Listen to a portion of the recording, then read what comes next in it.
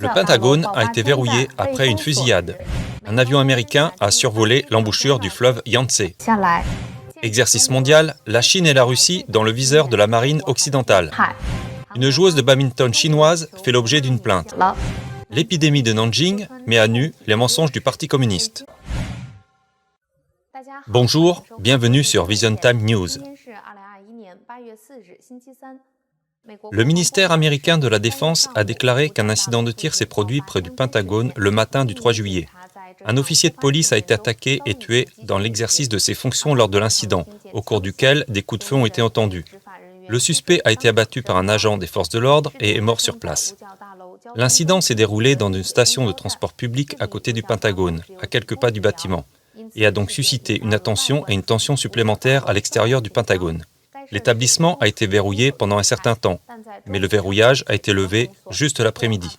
Cependant, la zone autour du lieu de la fusillade est toujours placée sous haute surveillance. Selon les reportages, un journaliste de l'Associated Press a entendu plusieurs coups de feu près du bâtiment au moment de l'incident et un autre a entendu la police crier.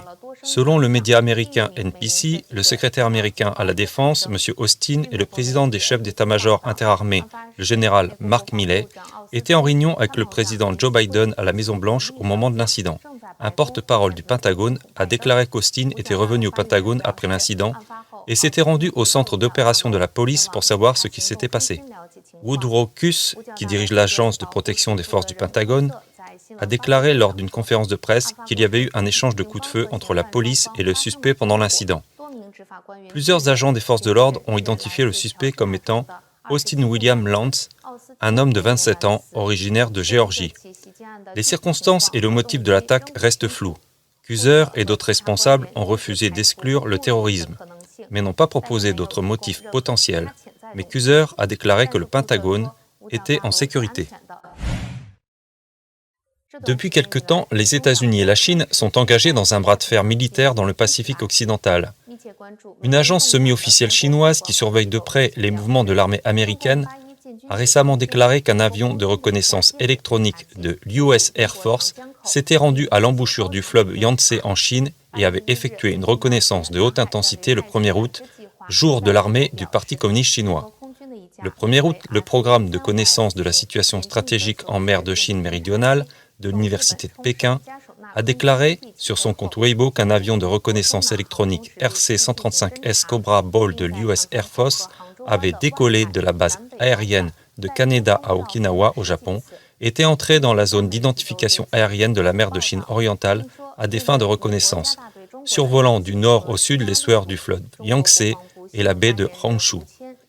Plusieurs médias chinois ont rapporté l'incident et ont déclaré que, face à l'intensification des provocations et des pressions américaines sur la Chine, le porte-parole du ministère chinois de la Défense, Wu Qiang, a déjà fait connaître son attitude. La Chine n'est pas d'accord et la Chine n'a pas peur.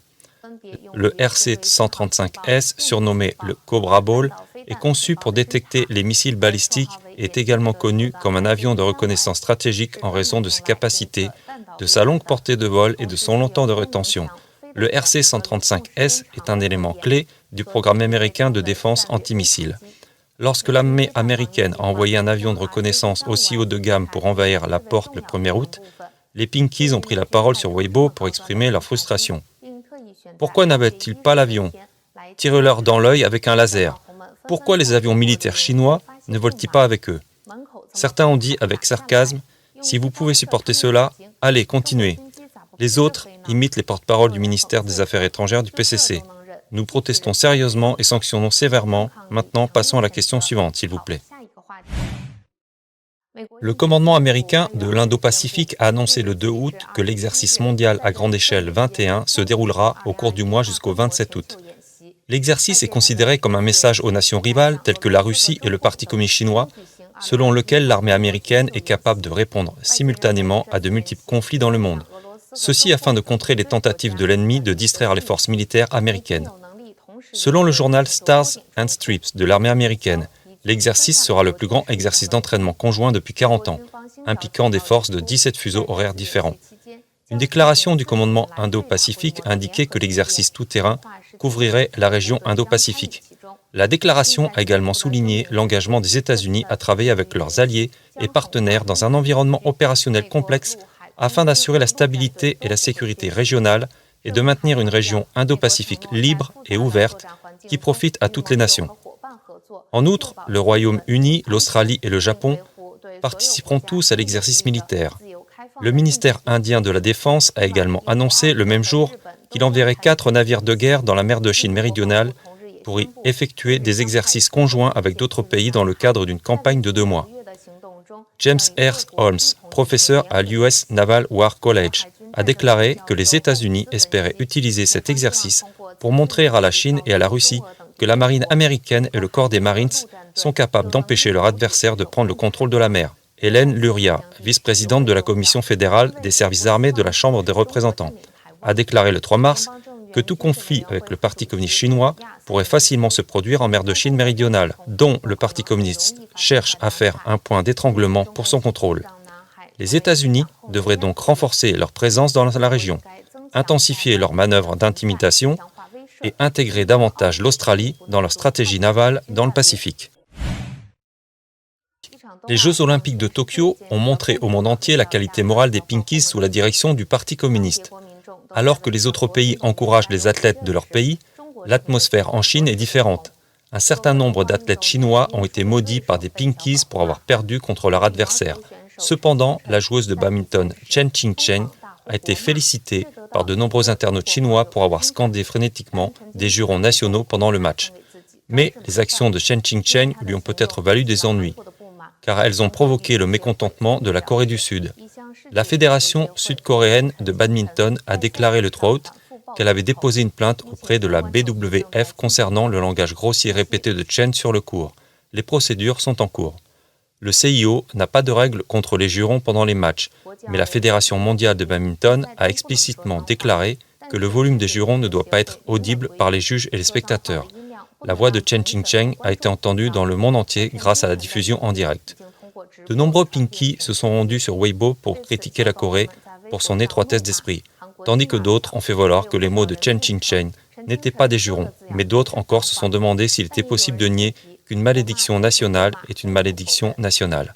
Le professeur Zhang Xiaoying de la National Taiwan Normal University a analysé que cela était principalement dû à la diplomatie du loup combattant du Parti communiste chinois et à l'expédition barbare de Pinky qui ont provoqué des sentiments anti-chinois dans divers pays. Elle a déclaré que le harcèlement fréquent des autres pays par les loups combattants du Parti communiste chinois et ses abus inconsidérés étaient l'une des principales raisons du dégoût du monde pour la Chine. Lors des Jeux olympiques, des pays comme Taïwan, la Thaïlande, l'Inde et les Philippines ont tous fait preuve d'une attitude consistante à vouloir vaincre la Chine et ont montré un niveau de compétitivité sans précédent. Les athlètes représentent non seulement le gouvernement, mais aussi, d'une certaine manière, le courant dominant de la société du pays. Un nouveau foyer de maladie s'est récemment déclaré à l'aéroport Lukou de Nanjing et s'est étendu à 15 provinces et villes. Pékin a tenu une réunion d'urgence sur la prévention et le contrôle de l'épidémie, soulignant la nécessité de relever le niveau de contrôle des entrées dans la capitale et criant même qu'elle allait garder la capitale jusqu'à la mort pour assurer sa sécurité. Certains analystes estiment que cela indique l'extrême panique du Parti communiste chinois et que le grand projet de Xi Jinping est en danger. Le 3 août, le Beijing Daily a rapporté que le groupe chargé de la prévention et du contrôle de l'épidémie à Pékin s'est réuni et a spécifiquement souligné la nécessité d'élever le niveau de contrôle à Pékin et d'assurer la sécurité de la capitale à tout prix.